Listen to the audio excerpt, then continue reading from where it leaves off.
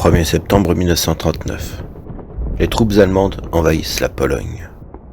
La supériorité technique de l'armée du Reich, en ses chars et en son aviation, détruit en un éclair tout espoir à l'armée polonaise de pouvoir riposter rapidement.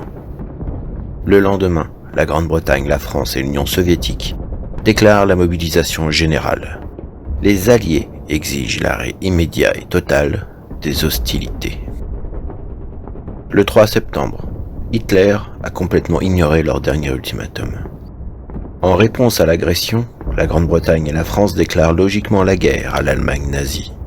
C'est ainsi que commence la Seconde Guerre mondiale.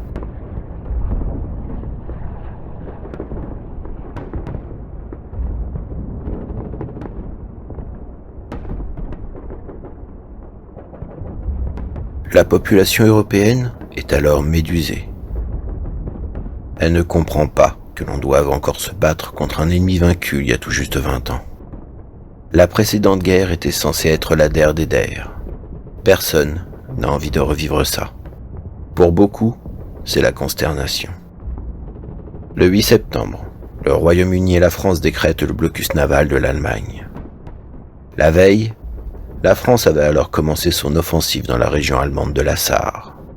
Mais l'ensemble reste très anecdotique, et les armées allemandes ont même ordre de ne pas contre-attaquer. Les Alliés n'osent pas profiter du front de l'Est. Les échanges restent très timorés. On se fixe, on se regarde, on s'attend. On campe dans des tranchées, comme il y a 2 décennies.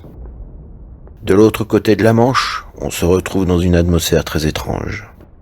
Entre moqueries exprimées et inquiétudes étouffées. On expédie avec empressement les enfants hors des villes dans les campagnes, les mettre à l'abri d'éventuels bombardements. Le blackout est d'ailleurs décrété à partir de 19h. Et en même temps, on ne peut pas s'empêcher de prendre tout cela avec défiance. On blague, on plaisante, on pinaille. On évacue comme on peut l'inquiétude des menaces à venir. On essaye des masques à gaz avec amusement, espérant secrètement ne jamais devoir les utiliser. On continue à plaisanter comme on peut. Le son du canon est encore inaudible. Le début de conflit est encore bien loin des côtes d'Albâtre. Pour l'instant, c'est la drôle de guerre. Mais cela ne durera pas. Au même moment, à Londres, dans le quartier de Whitehall, le lieutenant Ian Fleming est à présent rattaché au service du renseignement naval, le NID, sous les ordres de l'amiral Godfrey. Pour l'occasion, il est affublé d'un très bel uniforme, décoré avec de jolies bandes dorées sur les manches, de larges revers, des boutons assortis avec soin, un vêtement taillé sur mesure, digne de Savile Row. C'est un très beau costume d'officier de la marine, magnifique. Ses amis, Maud Russell en tête, se moquent alors gentiment de son apparence sérieuse en le surnommant le soldat en chocolat. Ils font alors référence à une opérette d'Oscar Stoss montrant un soldat un peu peureux et inoffensif. Bref, un soldat d'opérette, dans tous les sens du terme. Mais à 31 ans, Fleming est le lieutenant Fleming. Et les mois à venir vont peut-être faire mentir ce sobriquet qu'il trouve désespérément ridicule. Le 16 septembre, la guerre continue. L'armée rouge pénètre elle aussi en Pologne en prétextant de protéger les populations ukrainiennes et biélorusses du pays. En à peine quelques jours seulement, l'URSS a déjà envahi la moitié orientale du territoire. Staline montre ainsi son vrai visage. Le 30 novembre, ce dernier envoie ses hommes envahir la Finlande, pourtant neutre. C'est le début de la guerre d'hiver. L'armée blanche n'a rien à voir avec les capacités démesurées de l'armée rouge. Mais elle la tient toutefois en échec, en maintenant une stratégie de guérilla à 1 contre 4. Le Finlandais vendra très chèrement sa peau, à coups de sniper et de cocktails Molotov. Depuis le mois d'octobre, l'attention de tous les pays d'Europe est focalisée sur la Scandinavie, où la Finlande résiste héroïquement à l'invasion russe. Mais aussi en Norvège, où les Alliés interviennent enfin contre l'ennemi. Il faut dire que les enjeux sont primordiaux. Couper la route de l'acier vers l'Allemagne, indispensable pour la fabrication des armes et des munitions, ainsi que celle, plus mystérieuse, de l'eau lourde, où une usine en Norvège est la seule au monde qui fabrique sur la base de quelques grammes par jour seulement l'oxyde de deutérium, un élément majeur pour la conception expérimentale d'une bombe d'un genre nouveau. Une source d'énergie nouvelle et particulièrement destructrice. Une puissance de feu qui attise les intentions allemandes depuis que les chercheurs germaniques Otto Hahn et Lise Meitner mirent en évidence la fission nucléaire. Ainsi, en février 1940, le chef des renseignements français, le commandant Perruche, sur ordre direct des ministres Édouard Daladier, Raoul Dautry et du secrétaire général de ce dernier, le capitaine Bichelon, envoie 4 de ses agents, le banquier Jacques Allier, le capitaine Müller, le lieutenant Knall Desmar et le lieutenant Fernand Mossé, récupérer le stock mondial d'eau lourde auprès de la société norvégienne Norsk Hydro, l'unique entreprise au monde à fabriquer ce produit extrêmement rare. Le directeur de l'usine, Axel Ober, acceptera volontiers de céder le produit gratuitement à la France, sous forme d'un prêt, ne voulant surtout pas qu'il ne tombe entre les mains du Reich, et avec pour unique contrepartie que l'on fasse enfin cesser sa réputation de germanophile. Ce dernier dira à Allier, avant de partir, « Si jamais l'expérience dont vous m'avez parlé fonctionne, et si plus tard par malheur la France devait perdre la guerre, je serai fusillé pour avoir fait ce que j'ai fait aujourd'hui. Mais c'est une fierté pour moi que de courir ce risque. » Le 12 mars, prenant ainsi de vitesse les Allemands qui s'apprêtent à envahir le pays, le stock mondial de plusieurs kilos seulement d'eau lourde passe par camion, de nuit, par 120 km de routes verglacées et montagneuses, conduit par Ober lui-même, et est embarqué dans un avion civil à l'aéroport d'Oslo, au nez et à la barbe des espions allemands arrivés sur place. Allier, avec ses hommes, fait alors mine de monter dans un avion en direction d'Amsterdam, avec le précieux chargement, mais il ressort discrètement de l'autre côté du fuselage et rejoint alors le véritable vol contenant l'eau lourde. Les Allemands tomberont dans le piège et enverront la Luftwaffe détourner le premier avion vers Hambourg, où ils découvriront des pierres dans des valises. Le véritable vol, lui, atterrit donc à l'aérodrome militaire de Montrose, en Écosse. Allier se rendra ensuite à la gare d'Édimbourg, où il voyagera tout simplement à Londres par le train, et reviendra à Paris par un vol direct. À l'époque, il n'est pas encore question de confier ce précieux liquide à la Grande-Bretagne, surtout qu'il est attendu par les scientifiques français qui ont commandité la mission.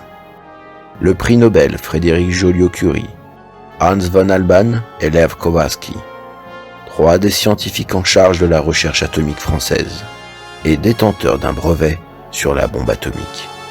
Car oui, officiellement et sur le papier seulement, la bombe atomique ou plutôt le caractère explosif d'une telle réaction en chaîne, est une invention théorique nationale française. La France est l'une des premières nations à la pointe de la recherche nucléaire. Ainsi, les 26 fûts, d'une totalité de 185 kg, de la substance la plus rare et la plus précieuse au monde, sont emmagasinés dans un petit entrepôt sous clé au Collège de France, à Paris. Le 9 avril, un certain lieutenant X est envoyé à Londres par le second bureau, les services secrets français, pour mettre au point avec le directeur chargé de l'armement britannique une éventuelle opération de rapatriement de la réserve d'eau lourde et des scientifiques hors de France, en cas d'invasion allemande. Il ne faudrait pas, de quelque manière que ce soit, que cet élément fondamental à la fission nucléaire ne tombe entre les mains des nazis. Le dit directeur chargera donc 2 hommes de confiance à être présents, à Paris, comme agents dormants, pour agir en coopération avec les services français, au cas où. Le premier agent est le major Golding, un ingénieur militaire membre du MI1 ou encore Bureau 40, les services secrets de l'armée, un homme sérieux et intègre. Le second est plus exotique.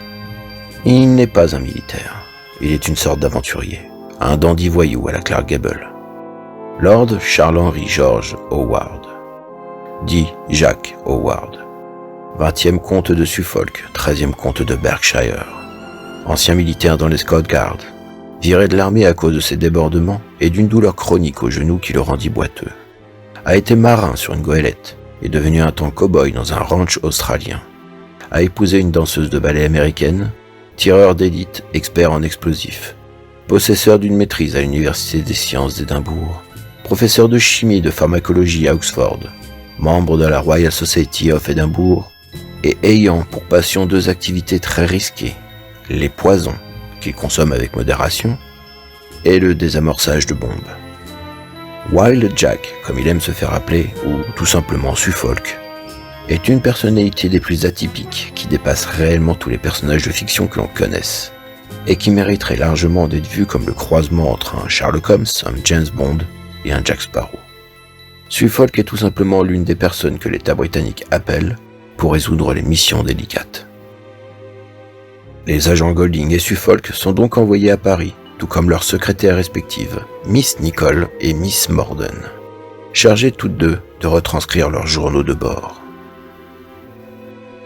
Un mois plus tard, le 10 mai 1940, sans aucune déclaration, l'armée allemande lance le plan jaune de la campagne de France et contourne la ligne Maginot via le Benelux. Elle envahit rapidement les pays neutres, bafouant les règles les plus élémentaires de la diplomatie. C'est la guerre éclair, la Blitzkrieg. Le front est submergé. Pensant amorcer un front dans le nord, les armées alliées sont contournées par une vague de chars Panzer arrivant des Ardennes. C'est la débâcle. Les armées françaises attendent des ordres qui ne viennent que 2 jours après, beaucoup trop tard pour être opérationnelles.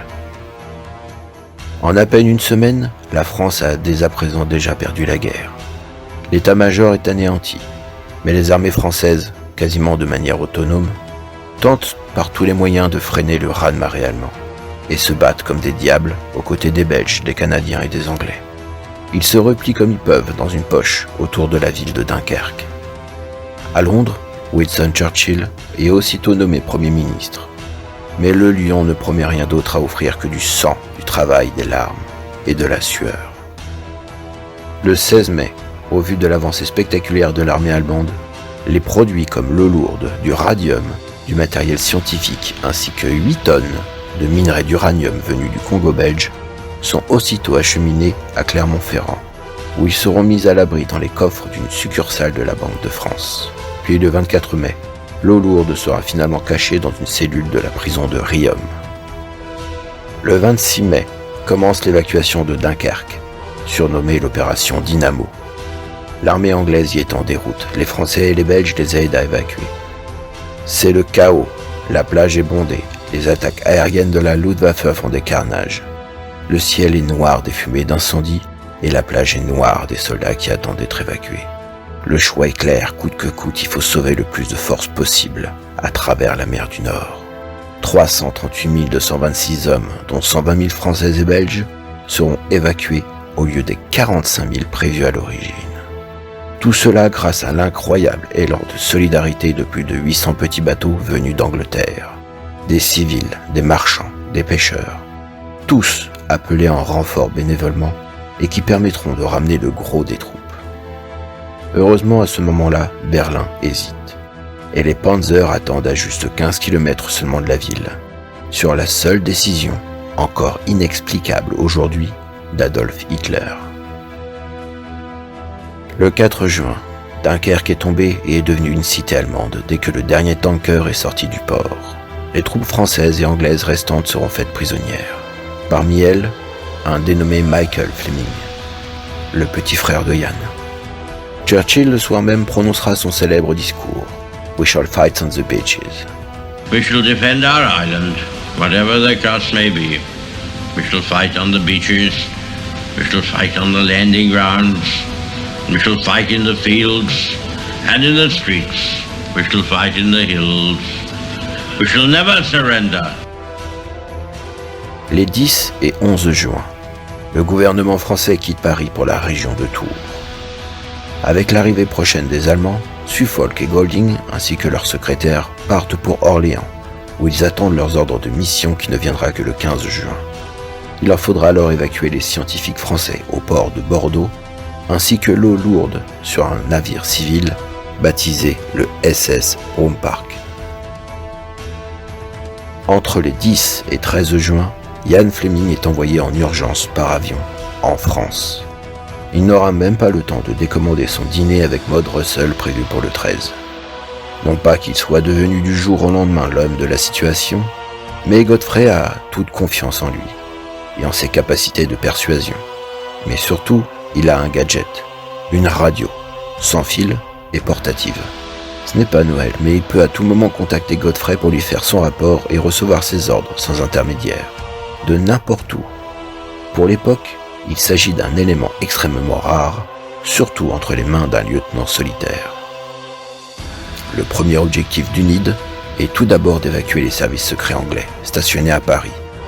Un dénommé Smithers, un agent de liaison permanent à Paris, et qui a été recruté par Ian Fleming lui-même, est donc chargé d'aider à évacuer au plus vite l'antenne britannique, dirigée par Dolinov, alias Willie Biffy Dunderdale, un millionnaire agent secret du MI6 en costume hors de prix et Rolls-Royce blindé, et qui serait, selon certains auteurs, l'une des nombreuses inspirations de James Bond. Dolinov est d'une importance capitale pour Godfrey et le Royaume-Uni, car il est en relation directe avec les crypto-analystes polonais travaillant sur la machine Enigma, la machine d'encodage allemande, et il a réussi à rassembler les documents importants concernant les dites machines. Tout ce beau monde est alors rapidement évacué pour être au plus vite rapatrié au pays avec les dits documents. C'est à ce moment-là que les différents grands biographes de Fleming s'opposent sur les dates et les lieux potentiels de son arrivée. Ainsi, deux grands scénarios émergent. Selon Pearson et Andrew Lycett, Fleming serait arrivé le 13 juin au Bourget, soit à juste une dizaine de kilomètres des lignes ennemies. Il serait parti récupérer l'argent du SIS avec Dolinov et Smithers dans un concessionnaire Rolls-Royce. Puis il aurait aidé à évacuer les locaux et serait descendu à Tours.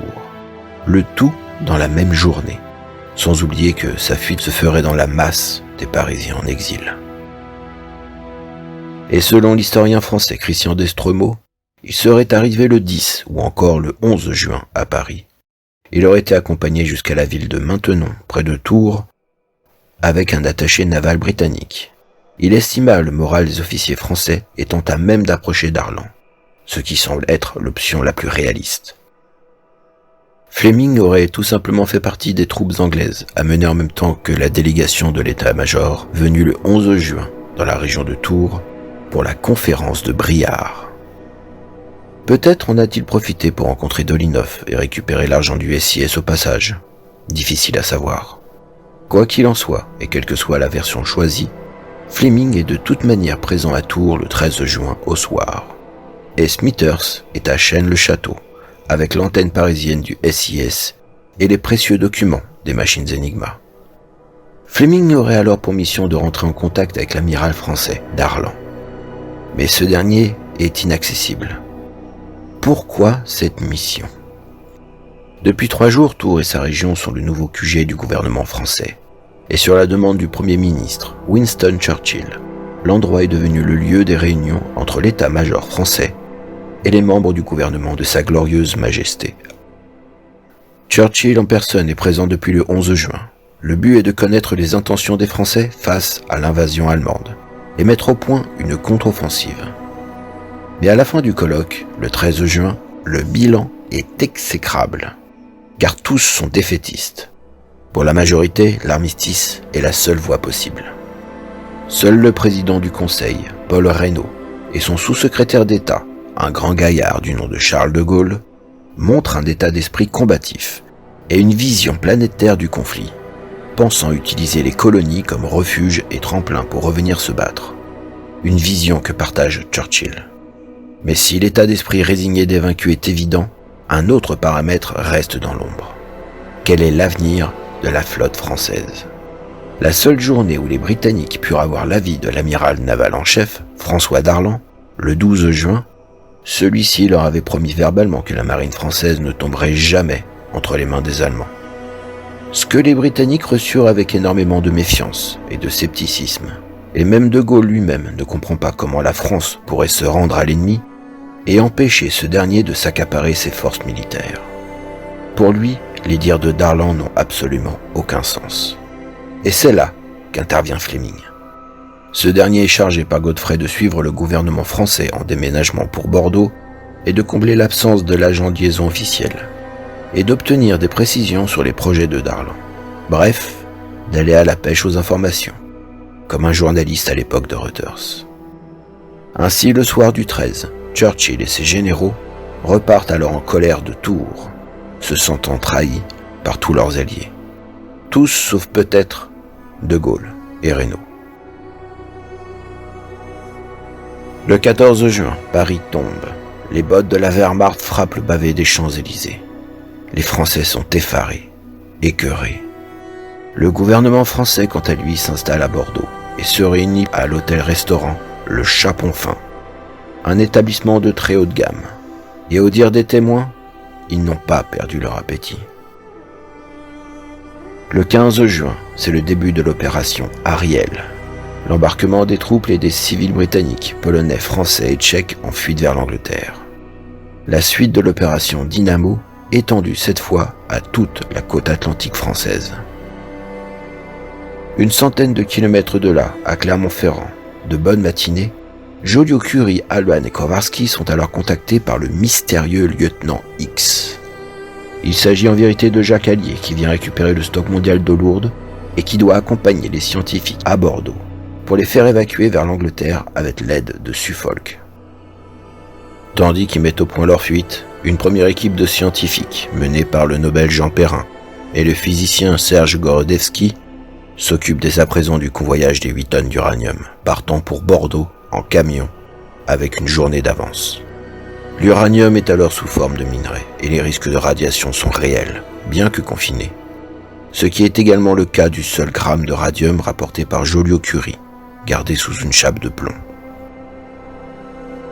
Durant la soirée, l'ambassade britannique arrive à Bordeaux par la route, avec Ian Fleming et l'ensemble des officiers. Il y découvre une situation humaine catastrophique. Depuis un mois, la ville d'à peine 300 000 habitants est littéralement prise d'assaut par près d'1,8 million réfugiés. Les rues sont bondées de véhicules surchargés, provoquant des blocages dans toute la ville, des pénuries en eau et en logement. Les gens dorment dans les voitures ou à même les trottoirs, dans les parcs, ou dans les rares salles offertes pour les accueillir. Chacun cherche à obtenir un visa pour l'Angleterre et s'enfuir loin de la terreur nazie. Beaucoup de familles, de soldats étrangers et surtout beaucoup de juifs. Fleming prend alors ses marques au nouveau QG des Britanniques qui n'est autre que l'hôtel du Chapon Fin, comme tout le gouvernement français. Il s'endort sans un mot. Le 16 juin, vers 2h du matin, Suffolk et son équipe arrivent à Bordeaux et s'installent eux aussi dans l'hôtel du Chapon Fin. Là au matin, Suffolk y retrouve le lieutenant Ian Fleming. Les deux hommes se connaissent déjà. Suffolk fait partie des membres de la section des armements et des gadgets du NID et du ministère de l'armement, l'équivalent de la branche Q des livres de James Bond. Ainsi, le soir, dans sa chambre d'hôtel, Fleming branche sa radio et fait son rapport à Godfrey. Darlan est injoignable. Toute la journée, il a essayé de prendre contact avec lui, mais l'amiral français ne veut aucunement être approché par les Britanniques. Il n'a d'ailleurs pas l'autorité nécessaire pour accéder auprès de l'amiral, malgré son toupet proverbial. Sa mission est donc un échec, mais donne aussi un très mauvais signal sur Darlan. Godfrey lui assigne alors une autre mission. Accompagner le consulat britannique et prêter main forte à l'évacuation des civils et des armées vers l'Angleterre. De plus, il lui demande de préparer la venue du Premier Lord, A.V. Alexander, à Bordeaux, venu pour s'exprimer avec Darlan, et qui ne pourra pas, cette fois, refuser. Fleming part donc sur les quais, afin d'aider les équipes du port. Au même moment, sur les 10 quais du port, un camion vient de se garer. Les hommes qui l'accompagnent sont anéantis. Bien qu'ils aient un laissez-passer en bonne et due forme, aucun navire pour l'Angleterre ne peut accepter leur chargement composé d'uranium. Il s'agit là de la première équipe des scientifiques, mais ils n'ont pas pris contact avec le comte de Suffolk, car ils sont arrivés bien trop tôt. Ils ne savent pas quoi faire. Gorodevsky et Perrin improvisent alors, et trouvent un voyage sur un cargo en direction de Casablanca, l'île de Bréa, faute de mieux. Au même moment, un certain Paul Timbal, le directeur des diamants d'Anvers, arrive lui aussi à Bordeaux. Ce dernier fuit son pays, la Belgique, et désire ardemment faire passer ses bagages hors de France, loin des griffes allemandes. Quel est donc son colis ? Le stock des diamants de la ville d'Anvers qu'il a sauvé avant l'arrivée allemande voit 2 caisses pleines de pierres précieuses atteignant entre 1 et 3 millions de livres de l'époque, soit en comptant l'inflation près de 60 millions d'euros. Une fortune.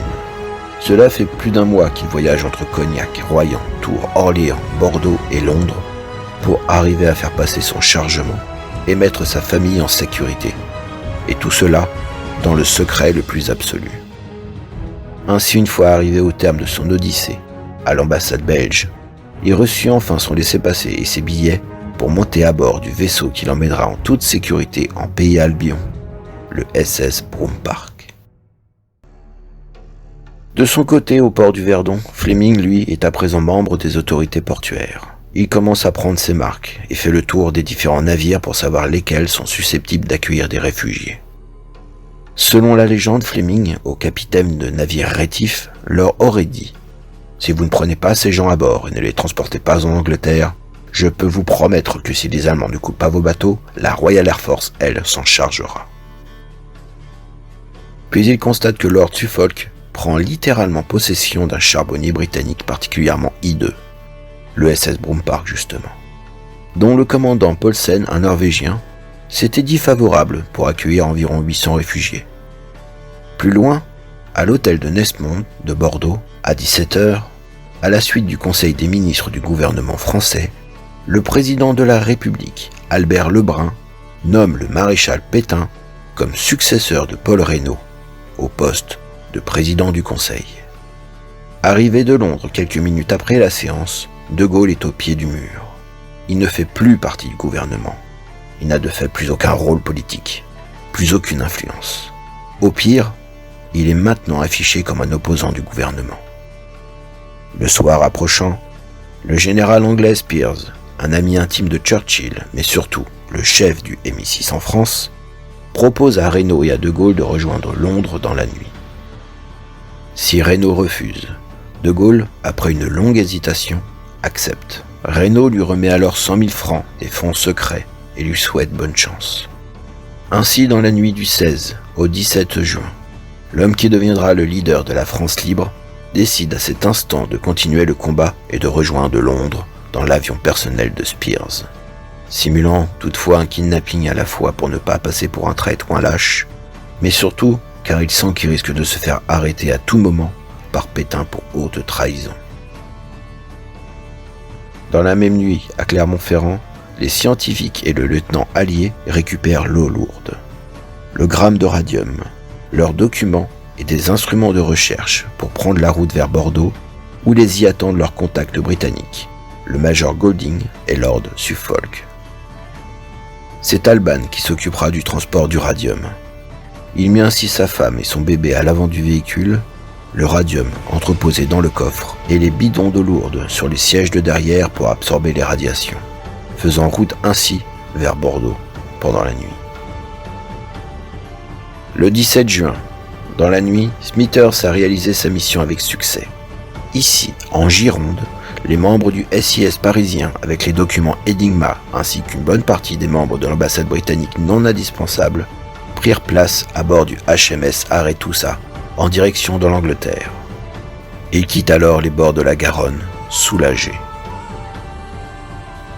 Au petit matin, Fleming commence, lui, sa véritable première journée de responsable des embarquements.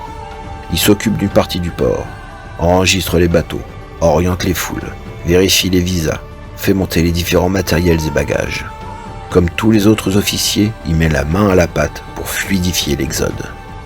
À seulement quelques kilomètres de là, le cargo convoyant l'uranium quitte le port de Bordeaux, avec Serge Gorodevsky à son bord. Jean Perrin, lui, est resté sur le quai. Ce dernier prendra le paquebot, le Massilia, quelques jours plus tard. Un paquebot de luxe, avec des politiques qui n'acceptent pas le gouvernement de Pétain. Avec son statut de prix Nobel, il ne veut pas éveiller les soupçons.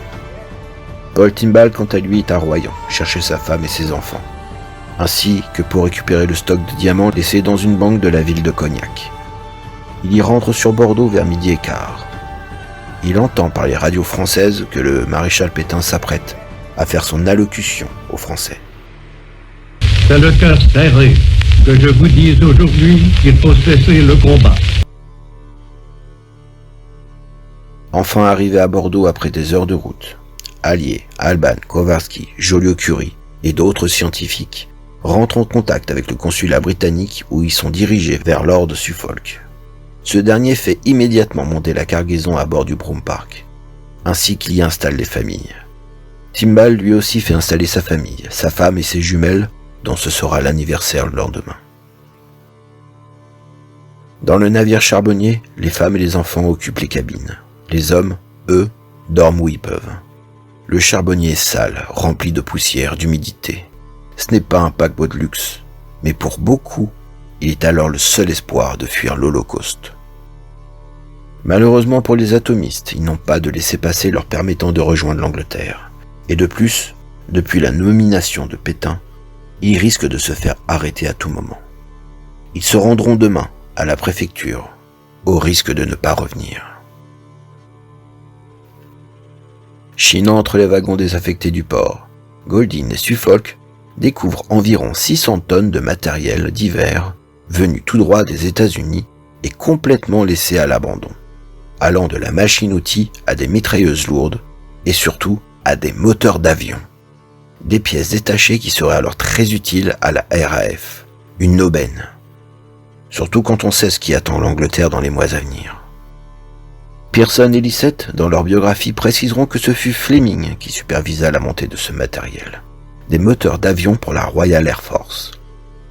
Ils utiliseront les voitures des passagers du Broom Park pour amener le maximum de marchandises.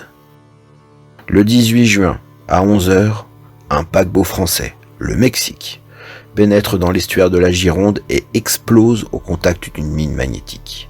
Le bateau coule, mais ne fait heureusement aucune victime. Au même instant, très exactement, Joliot-Curie, le comte de Suffolk, et le scientifique Henri Moureux se rendent à la préfecture où attend le secrétaire général du ministre de l'Armement, le capitaine Bichelon, qui leur remet un acte antidaté du 16 juin, faussement signé avant la refonte du gouvernement, pour permettre à Alban et Kowarski d'être accueillis en Grande-Bretagne et de continuer leurs recherches au nom de la France. Bichelon a suivi l'affaire dès le début avec son patron, le ministre d'Autry.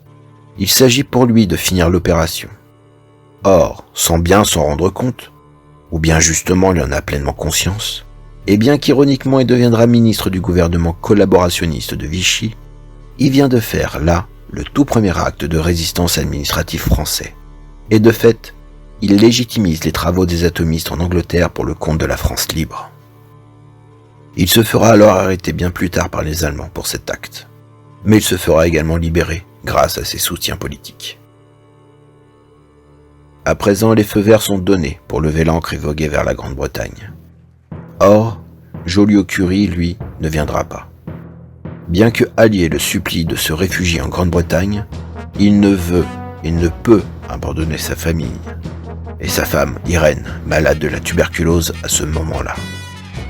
Suffolk veillera sur la cargaison de diamants et de l'eau lourde durant toute la durée de l'accostage du Broom Park, en t-shirt sans manches, laissant apparaître une peau recouverte intégralement de tatouages de pirates, avec tête de mort et os qui se croisent. Un visage patibulaire crasseux et mal rasé, le tout accompagné d'Oscar et de Geneviève, ces deux Colt 45 automatiques dont ils ne se séparent jamais. À 17h, heure française, le général de Gaulle énonce son appel, depuis Londres, qui ne fut que très peu entendu sur le moment mais qui sera repris le 22 juin 1940 et le lendemain dans les journaux anglais. C'est le début de la France libre et du mouvement de la résistance. J'invite tous les Français qui veulent rester libres à m'écouter et à me suivre.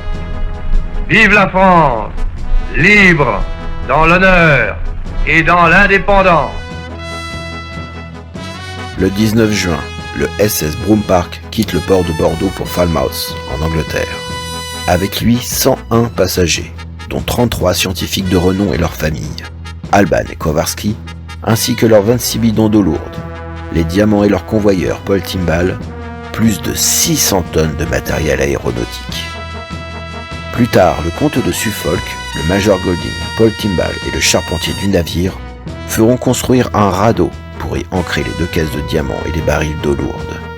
La raison d'être de ce bricolage improvisé est que si le navire coulait, le radeau flotterait et la cargaison serait ainsi sauvée. Le navire s'arrêtera quelques heures au port du Verdon pour charger des munitions et des soldats. sous la supervision, encore une fois, de lieutenant Fleming. Durant le voyage qui se passera sans encombre, le comte offrira du champagne en guise de remède contre le mal de mer aux passagers. Du Pommery et Grenault 1928. Or, Timbal, en revenant de Tours il y a quelques jours pour aller à Bordeaux, fut récupéré en stop par un camion de marins français, complètement ivre, conduisant une cargaison de Pommery et Grenault 1928 justement. Le champagne de l'amirauté française. Mais comment diable a-t-il pu atterrir là? Finalement, le charbonnier Broome Park accostera à Falmouth le 21 juin. Les autorités du port verront alors débarquer des femmes et des hommes en costume, recouverts de suie, dont un bonhomme hirsute crasse mal rasé, s'aidant d'un bâton pour marcher, avec des revolvers d'un côté et de l'autre de sa poitrine, venir enregistrer sans un mot le matériel extrêmement important qui l'a conduit en lieu sûr. Ils seront alors convoyés dans un train sous très haute protection jusqu'à Londres. On se rendra compte, des années plus tard, qu'un U-boat allemand avait repéré le navire, mais qu'il avait abandonné l'idée de le couler, car les bricolages montés par Suffolk et son équipe lui donnaient l'allure d'un Q-boat, un bateau-piège chasseur de sous-marins. C'est ainsi que se termine le voyage de l'eau lourde et des diamants d'Anvers. À Bordeaux, dans l'après-midi du 19 juin, Smithers arrive à l'ambassade britannique et se rend compte du spectacle incroyable qui se passe devant ses yeux. Les demandeurs d'asile assiègent le consulat qui est débordé par les dernières demandes de laissez-passer et de visa pour fuir en Grande-Bretagne. Ce soir, le consulat ferme ses portes définitivement. Non loin de là, un autre consulat est littéralement pris d'assaut lui aussi. Il s'agit de celui du Portugal. Le pays est pourtant neutre, mais son ambassadeur, Aricis de Sousa Mendes, a décidé, contre la loi de son pays, d'accorder un visa portugais à quiconque le souhaiterait, pauvre comme riche, sans aucune discrimination, de jour comme de nuit. D'ici plusieurs jours, il se fera arrêter par la police de son pays, mais son dictateur Salazar, au final, accordera l'asile à tous ceux qui le souhaiteraient, y compris les Juifs. De Sousa Mendes, après la guerre, mourra ruiné et oublié de tous. Mais en 1966, il sera finalement désigné comme juste parmi les nations et réhabilité. Selon les estimations, il aurait sauvé la vie d'environ 30 000 réfugiés. Dans le port du Verdon, donc, les évacuations continuent, grâce à la Royal Navy, aux navires polonais, aux navires civils. C'est à ce moment-là que l'hydravion personnel du Premier Lord Alexander accoste à Bordeaux. Le chef suprême de la marine britannique souhaite un entretien particulier avec son homologue français, l'amiral Darlan. Aux grands mots, les grands remèdes. Fleming propose à Smithers d'être son secrétaire particulier pour l'occasion. Le soir venu, Fleming est alors invité à la table d'Alexander, au chapon fin. C'est le dernier de leur repas dans le prestigieux restaurant. Le caviste sort alors les grands crus, ne voulant pas les céder aux Allemands qui arriveront bientôt. L'ambiance est maussade. Darlan reste buté sur le sort de la flotte française. Après avoir dîné au chapon fin avec Smithers et le premier Lord Alexander, Fleming, sous les ordres de Godfrey, fait sortir tous les documents sensibles de l'ambassade et les fait brûler sur place. Vient alors le moment fatidique de fermer le bâtiment. Mais à qui remettre la clé? L'instant devient ubuesque. Fleming et son adjoint Smithers, ne sachant pas vraiment que faire, demandent alors à l'ambassadeur américain, qui par neutralité refuse. Devant l'obstination de l'homme, Fleming aurait, selon la version de Smithers, mis la clé dans la poche de la veste de l'Américain et serait reparti en tournant les talons, le laissant sur le fait accompli. Cela épata considérablement le jeune Smithers, étonné de l'aplomb incroyable de son supérieur. Une fois le consulat évacué et fermé, tout le staff est alors invité à prendre place à bord du HMS Berkeley. Tout le monde y monte, sauf l'ambassadeur, qui restera encore quelques jours avec une petite équipe restreinte, dont Fleming fait partie, à Arcachon, pour veiller aux dernières évacuations et tamponner les éventuels visas de dernière minute. Le 20 juin, durant la nuit, la Luftwaffe lâche les bombes sur la ville endormie. Un raid meurtrier de 63 morts et 185 blessés. Les destructions sont partout, la population est paniquée et les réfugiés reprennent la fuite devant la menace allemande. Smithers, lui, repart le lendemain matin avec le premier lord de l'amirauté, dans son hydravion personnel. Ce dernier est encore furieux d'avoir eu à se déplacer lui-même pour pour une discussion si stérile avec Darlan. Fleming dans la matinée reprend le chemin du Verdon et rencontre alors une vingtaine de jeunes et belles infirmières franco-anglaises du service hospitalier Hatfield Spears, qui recherchent un navire désespérément.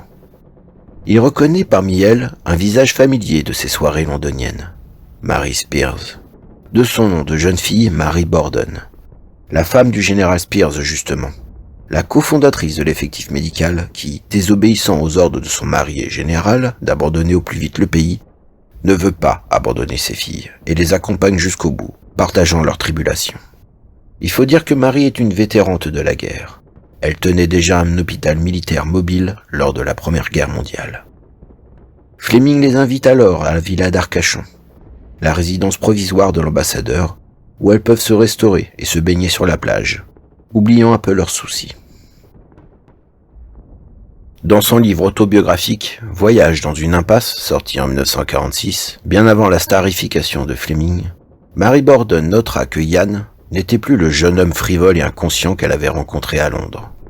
Il était devenu plus grave, plus mature, plus réservé, découvrant un autre visage à celui qu'elle prenait pour un noceur.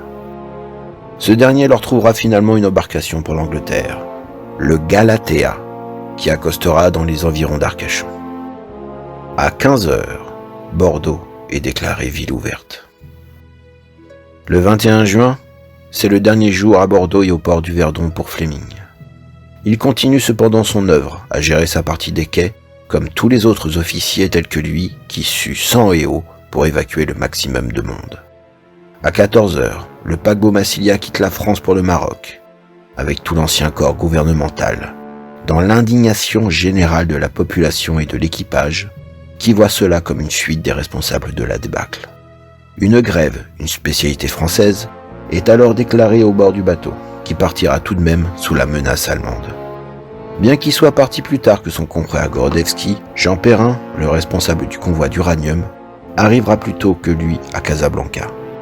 Ils prendront contact avec un jeune ingénieur des mines et cacheront les précieuses caisses d'uranium dans une ancienne mine de phosphate abandonnée à Koribga, qui reboucheront et dont ils falsifieront les plans officiels pour qu'elles ne soient pas retrouvées.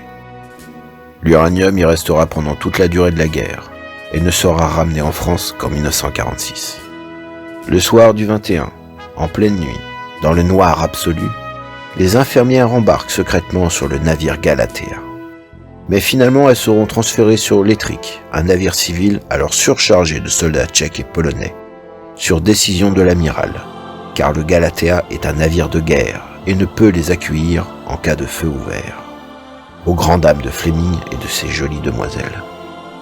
Le 22 juin, Fleming et les autres membres restants des autorités britanniques descendent vers le port de Bayonne par bateau, puis se replient alors vers un port plus au sud, stratégiquement plus facile d'accès pour les gros bateaux, Saint-Jean-de-Luz, toujours à bord du bateau militaire Galatea et accompagné de l'Étric. Entre-temps, la France de Vichy signe l'armistice avec les nazis, dans le même wagon où l'Allemagne avait signé sa reddition en 1918, à Compiègne. L'humiliation est totale. Le 23 juin, au matin, Hitler se rend à Paris, en vainqueur. Pendant ce temps-là, à Saint-Jean-de-Luz, Fleming, lui, continue encore et encore d'enregistrer les navires, de trouver des solutions pour les embarquements, vérifie les visas, aide à la logistique des biens et des personnes. Le dernier navire au soir sera l'Étric, bondé jusqu'à ras-bord, de soldats anglais, polonais, tchèques, d'un lot d'infirmières, de vieilles dames bourgeoises de la Côte d'Azur, demandant innocemment d'être logées en première classe, avec leur manteau de fourrure sous un soleil de plomb.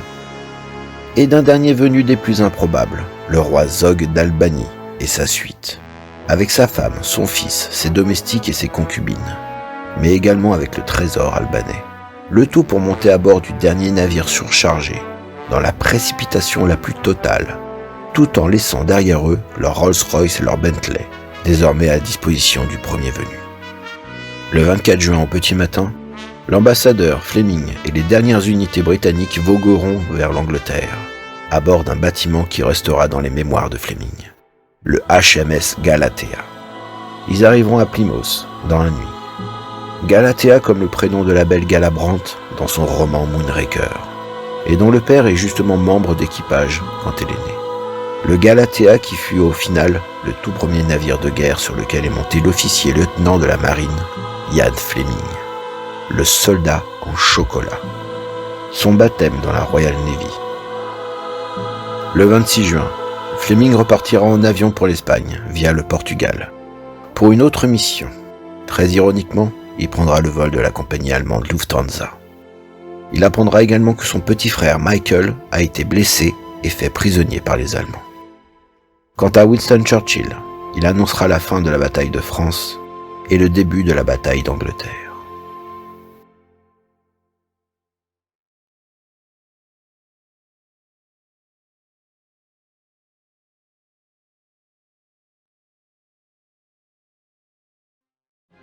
Charles Howard, le comte de Suffolk, le héros qui organisa la fuite des scientifiques français ainsi que de l'eau lourde, fut décrit par le gouvernement comme l'un des jeunes hommes les plus remarquables employés par le gouvernement dans le cadre de missions dangereuses.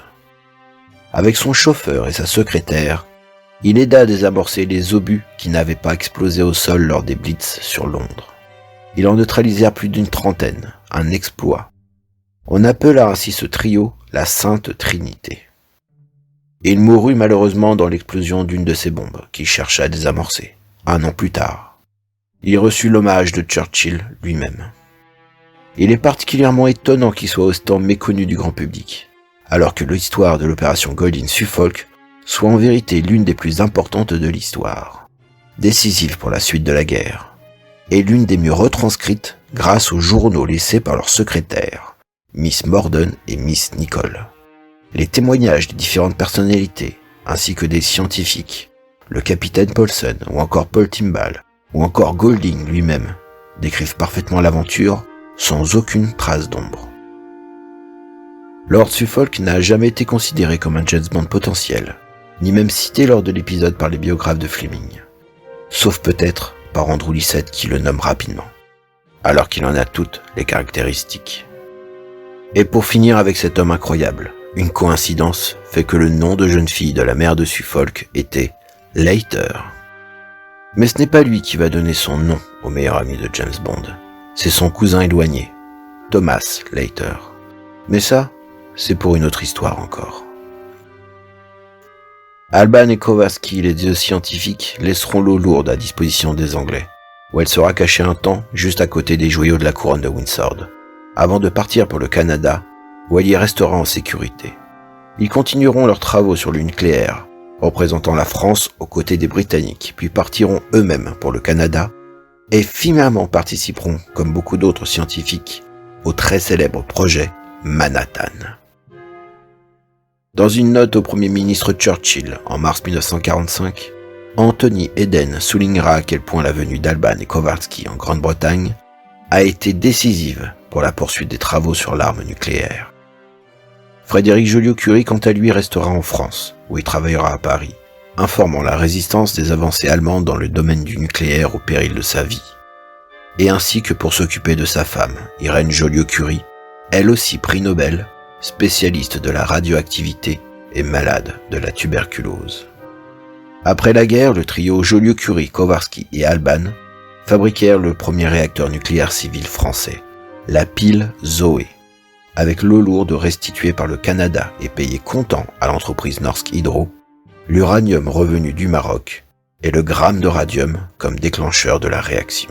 L'histoire de l'eau lourde que vous avez suivie est totalement vraie. Elle est issue des documents du CEA, le Commissariat à l'énergie atomique. Un petit encart met même à l'honneur le travail de Suffolk et de Fleming quant à la fuite de l'eau lourde. Un film fut même réalisé en 1948, une sorte de premier documentaire franco-norvégien, avec les physiciens Joliot-Curie, Kowalski et Alban dans leur propre rôle. Vous voilà, Kowalski. Monsieur, je m'excuse. Vous arrivez à point. Je venais juste de dire à Alban que le moment est venu de décider de l'orientation que nous allons donner à la suite de nos expériences. Paul Timball, quant à lui, essaiera de reconstituer le marché des diamantaires à Londres. Puis il partira pour New York, où il reverra Fleming en 1942, mais cette fois-ci en tant que commandeur. Quelques années plus tard, il écrira le livre Why the Belgian Diamonds Never Fell into Enemy Hands, dans lequel nombre d'anecdotes furent tirées. Pour lui, ce n'était pas la valeur des diamants qu'il fallait sauver, mais leur symbole. Ce n'était pas tant la valeur de nos trésors qui était importante, mais l'utilisation que l'ennemi pouvait en faire. Si nous parvenions à les sauver, ce serait comme gagner une bataille contre l'ennemi. Le voyage clandestin des pierres précieuses au travers de la Belgique et de la France par Tom Timbal inspirera Fleming des années plus tard pour Les diamants sont éternels. Peter Smithers devint diplomate et membre du gouvernement et ensuite deviendra le secrétaire d'État du Parlement européen en 1962. Il deviendra Sir Peter Smithers et estimera qu'il devra ses débuts de carrière diplomatique à son grand ami Ian Fleming. Les documents concernant Enigma permirent aux crypto-analystes du MI6 et de Bletchley Park de gagner des années sur leurs travaux. Le lieutenant Jacques Allier, lui, ne fut jamais inquiété et continua son travail de banquier, œuvrant sous couverture pour la résistance. Le lieutenant X, comme les scientifiques l'appelaient pour ne pas trahir son identité. Jacques Allier était un véritable agent secret, un vrai. Un de ceux qui bluffent les espions nazis, comme dans les films, et qui, dans la prison de Riom, dut mettre en joue les gardiens avec son arme pour leur faire sortir l'eau lourde, car ceux-ci n'étaient même pas au courant de l'opération. Tous étaient à leur manière de véritables héros. Suffolk, Auber, Allier, Joliot-Curie, Golding, et bien sûr Fleming, qui grâce à son uniforme de soldat en chocolat et ses galons dorés, a fait exécuter les ordres de ses supérieurs sur le port du Verdon et de Saint-Jean-de-Luz. Même si évidemment cela dépassait de très loin ses fonctions et ses véritables compétences. Il permit avec tous les autres officiers de la marine et organisateurs de l'opération Ariel à faire évacuer le plus de monde possible, et pour beaucoup, de sauver des vies. Fleming n'est pas Allier, il n'est pas Suffolk, et encore moins De Gaulle. Mais il participa à sa modeste échelle à sauver des vies, à faire que l'opération Ariel débouche sur le sauvetage d'hommes et de femmes qui seront essentiels pour la suite de la guerre.